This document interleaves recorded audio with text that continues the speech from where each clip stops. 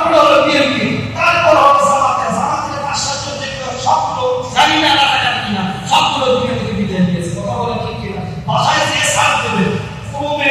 তারপরে সিআরসিবিতে বাংলাদেশের আওয়ামী লীগের তালিকার সংখ্যা, বাংলাদেশের বিএনপির তালিকার সংখ্যা, বাংলাদেশের জামাতের তালিকার সংখ্যা, দেশে যখন যা কিছু হয় কোনো পক্ষে বিপক্ষে থাকে, এটা আমার সুবিধাবাদী লোক সব জায়গায় থাকে, থাকে কি না? কিন্তু আপনি টুপি বসে তুমি রাজাকার বলেন, আপনি কোন মুসলমান নয়, আপনি মুনাফিক। দাঁড়িয়ে দেখলেন যদি আপনাকে রাজাকারের গন্ধ লাগে, আপনি মুনাফিক। আল্লাহ নবীর সুন্নাত দেখলে যদি আপনাকে রাজাকার বলা হয়, আপনি প্রকৃত মুসলমান নয়, আপনি নবীর উম্মত হিসেবে দাবি করতে পারেন না। আপনার মহব্বত থাকতে হবে নবীর সাথে।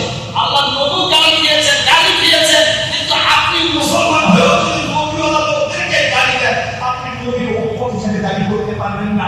মৃত্যুর পর একটা প্রশ্ন থাকে, মান নাবিয়ুকা মান দীনুকা, তোমার নবী কে ছিল, তোমার নেতা কে ছিল? আপনি এখন দুনিয়ায় বলতেছেন আমি উম্মতের আদর্শে আদর্শিত, আপনি বলতে পারবেন না আপনি নবীর আদর্শে আদর্শিত। এটা আপনাকে বলতে হবে। আপনি যদি মুসলমান হিসেবে জন্ম হন, আপনার নেতা থাকতে পারে, আপনি নেতার আদর্শ আপনি লালন করতে পারবেন না, আপনি আপনার নবীর আদর্শ আপনাকে লালন করতে হবে। এটা আপনাকে কি কবরের একটা প্রশ্ন, এটা বলা হবে না ভাই? কিন্তু আমাদের দেশে যে থাকে, যদি কেউ বলে আমি অমুক নেতার আদর্শে আদর্শিত, তাহলে আপনি নেতার আদর্শে আদর্শিত হবেন না, নবীর আদর্শে আদর্শিত হবেন। মন খারাপ করলেন না, মন খারাপ করলেন, কিচ্ছু যায় আসে না।